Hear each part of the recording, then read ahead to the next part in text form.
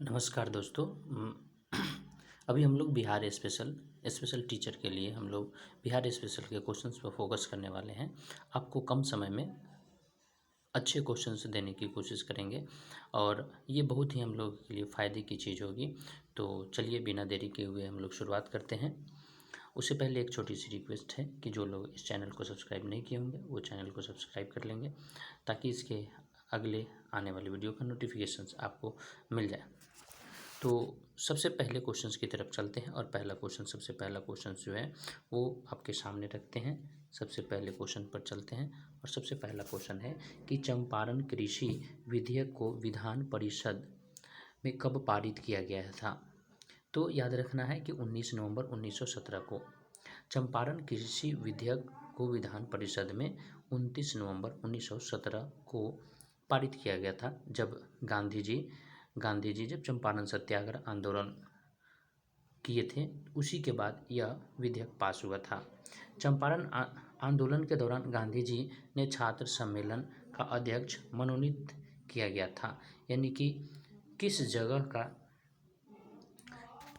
का छात्र सम्मेलन हो रहा था जिसमें गांधी जी को अध्यक्ष के रूप में चुना गया था। तो वो अध्यक्ष के रूप में चुना गया था वो भागलपुर से, कहाँ, भागलपुर के लिए चुना गया था। चंपारण में कृषि के लिए जांच समिति बनाई गई थी। वो किसके अध्यक्षता में बनाई गई थी, जिनका नाम है एफ.जी. सलाई। क्या नाम था? एफ.जी. सलाई। याद रखिएगा। चंपारण में कृषि के लिए, मतलब जब आंदोलन की शुरुआत हुई थी तो उसकी जांच करने के लिए एक समिति का गठन किया गया था। उस समिति की अध्यक्षता कौन किए थे? तो एफ.जी. सलाई थे। कौन थे? एफ.जी. सलाई। चलिए इसी क्वेश्चन के साथ अगले क्वेश्चन पर चलते हैं। गांधी जी इरविन समझौता के दौरान किसका नाम पत्र में दिए थे? गांधी जी इरविन समझौता के दौरान किसका नाम पत्र में दिए थे? तो इरविन समझौता जो है इम्पोर्टेंट बनता है और यहाँ पर आपको बताना है कि इरविन समझौता कब हुआ था। हीरामन एक लोहार थे। हीरामन लोहार का नाम जो है गांधी जी ने दिया था इरविन समझौता के समय, और इरविन समझौता में यही हीरामन लोहार का नाम लेकर के बातचीत किए थे। महात्मा गांधी, अगले क्वेश्चन पर चलते हैं। महात्मा गांधी राजकुमार शुक्ल के गांव मुरली भरावा कब पहुँचे? यानी कि महात्मा गांधी से थोड़ी सी बातें हम कर लेते हैं। ये राजकुमार शुक्ल जो है वो मुरली कहाँ के रहने वाले थे? ये मुरली भरावा के रहने वाले थे, जिन्होंने लखनऊ अधिवेशन में लखनऊ पहुँचे थे और वहाँ पर इन्होंने चंपारण की जो समस्या थी उसको उनके सामने रखे थे, जिनकी अध्यक्षता पंडित जवाहरलाल नेहरू कर रहे थे। तो उनके सामने जब अध्यक्षता को रखे थे तो उन्होंने कहा कि आप गांधी जी को अपने साथ ले जाए और वहाँ पर इनकी बात वहाँ की समझाए। तो गांधी जी जब यहाँ पर आए थे तो वो 27 अप्रैल 1917 को पहुँचे थे। कब पहुँचे थे? 27 अप्रैल 1917 को पहुँचे थे। नेक्स्ट अगले क्वेश्चन पर चलते हैं। अगला क्वेश्चन आपके सामने है, क्वेश्चन नंबर 7। और क्वेश्चन नंबर 7 में कहा गया है कि चंपारण आंदोलन के दौरान डैश अंग्रेज ने गांधी जी की समर्थन किया था। यानी कि एक ऐसे अंग्रेज थे जिन्होंने गांधी जी का समर्थन किया। उनका नाम था C.F. एंड्रयूज। क्या नाम था? C.F. एंड्रयूज नाम था, जिन्होंने गांधी जी का चंपारण सत्याग्रह आंदोलन में समर्थन किए थे। भारत में पहली बार गांधी जी ने जेल जाने के वो कब तैयार हुए थे? भारत में पहली बार गांधी जी जो है वो जेल जाने के लिए कब तैयार हुए थे? तो 18 अप्रैल 1917 को। कब हुए थे? 18 अप्रैल 1917 को। किस अधिवेशन में राजकुमार शुक्ल का मिलन गांधी जी से हुआ था? तो आपको थोड़ी देर पहले ही बताए थे कि एक सम्मेलन हुआ था जो लखनऊ में हुआ था, और कब हुआ था? 1916 में हुआ था। तो लखनऊ समझौता अधिवेशन में ही गांधी जी से राजकुमार शुक्ल मिले थे। बिहार में क्वेश्चन नंबर 9 पर चलते हैं। बिहार में कौन सा क्षेत्र समुद्र तल से सर्वाधिक ऊंचाई पर है? तो आप कहेंगे वाल्मीकि नगर। कौन है? वाल्मीकि नगर। याद रखना है कि बिहार में कौन सा क्षेत्र जो है समुद्र तल से सर्वाधिक ऊंचाई पर स्थित है? तो वाल्मीकि नगर है। और ये वाल्मीकि नगर कहाँ पर पड़ता है? तो यह पश्चिमी चंपारण जिले में पड़ता है, जहाँ पर वाल्मीकि नगर में, जहाँ बाघों का बसेरा भी है। तो यह भी याद रखना है, बाघों का बसेरा कहाँ है, वाल्मीकि नगर में है।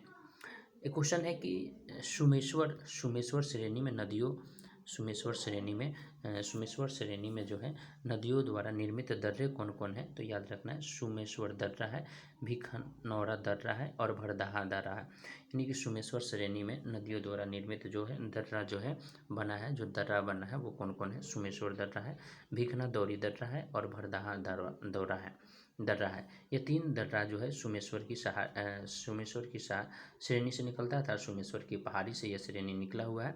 चलिए अगला बात करते हैं कि सुमेश्वर श्रेणी की सर्वोच्च चोटी की ऊंचाई कितनी है। अर्थात सुमेश्वर जो पर्वत है उसकी सुमेश्वर श्रेणी की सर्वोच्च चोटी कितनी ऊंचाई है। तो 874 मीटर है। कितना है, 874 मीटर है। नेक्स्ट, जगदीशपुर के किस व्यक्ति ने 1857 ईस्वी में, ये बहुत इंपॉर्टेंट क्वेश्चन बनता है, कहा गया है कि जगदीशपुर के किस व्यक्ति ने 1857 ईस्वी में विप्लव क्रांतिकारियों के नेतृत्व किया था। तो इनका नाम है कुंवर सिंह।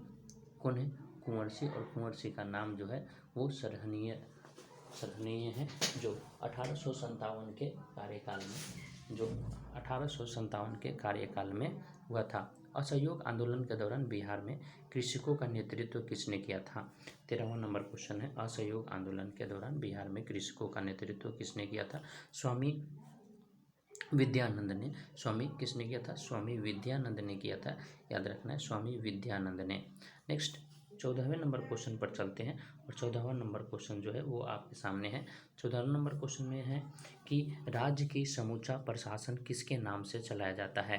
तो राज्य में समूचा जो प्रशासन होता है, वो समूचा प्रशासन जो है वो राज्यपाल के अधीन होता है। किसके अधीन होता है, राज्यपाल के अधीन होता है। राज्य में राज्य के मंत्रियों की नियुक्ति कौन करता है। राज्य में जो है राज्य के मंत्रियों की नियुक्ति जो करता है वो सर्वोच्च राज्यपाल को दिया जाता है। वो जो अधिकार है वो किसको दिया जाता है, राज्यपाल को दिया जाता है। किसको दिया जाता है, राज्यपाल को दिया जाता है। मुख्यमंत्री अपना राज इस्तीफा किसे दे सकते हैं। तो मुख्यमंत्री अपना राज इस्तीफा जो है वो किसे दे सकते हैं, राज्यपाल को दे सकते हैं। किसको दे सकते हैं, राज्यपाल को दे सकते हैं। राज्यपाल अपना इस्तीफा किसे दे सकता है। बहुत ही इंपॉर्टेंट क्वेश्चन बन गया कि राज्यपाल अपना इस्तीफा किसे दे सकते हैं। तो राज्यपाल अपना इस्तीफा राष्ट्रपति को देते हैं। ठीक है, मुख्यमंत्री किसको देंगे इस्तीफा, तो राज्यपाल को, और राज्यपाल किसको देंगे, राष्ट्रपति को। और एक इम्पोर्टेंट क्वेश्चन कि राज्यपाल की नियुक्ति कौन करता है, तो ये राष्ट्रपति ही नियुक्ति करते हैं। ये इम्पोर्टेंट बात है। चलिए आज का जो क्वेश्चन है 18वां नंबर क्वेश्चन जो है वो आपके सामने है, और ये क्वेश्चन कहता है कि गंगा की सहायक नदियाँ कौन है। तो गंगा की सहायक नदियाँ जो है गंडक, कमला, बागमती और भी बहुत सारे हैं। ठीक है, तो ये गंगा की सहायक की मुख्य नदियाँ में गंडक, कमला, बागमती है, और ये उत्तरी बिहार के हैं। किधर के हैं, उत्तरी बिहार की। अगर बिहार की मैप की थोड़ी सी बात करें, ठीक है, थोड़ी सी बात करें तो ये बिहार के उत्तरी 2 भागों में बढ़ जाता है। ये गंगा है, ये गंगा हो गया, ठीक है, और गंगा के इधर में उत्तरी भाग है, इधर में उत्तरी भाग है। उत्तरी भाग में ही गंडक, कमला और बागमती नदी आती है। बिहार में कांवर झील कहाँ पर स्थित है। तो बिहार में कांवर झील जो है वो कहाँ पर स्थित है। तो बिहार में कांवर झील जो है वो बेगूसराय में है।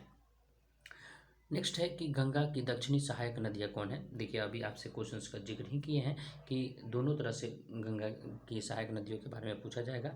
तो गंगा की दक्षिणी सहायक नदियाँ जो है वो सोन है, पुनपुन है, क्यूल है, फाल्गु है और अजय नदी है। तो इस तरीके से आज का ये 20 इंपॉर्टेंट क्वेश्चन था जो आपके सामने हमने रखा। कैसा लगा ये वीडियो, आप कमेंट सेक्शन में ज़रूर कमेंट करके बताएंगे कि आपके लिए ये कितने कारगर हैं। Okay, thank you. जय हिंद।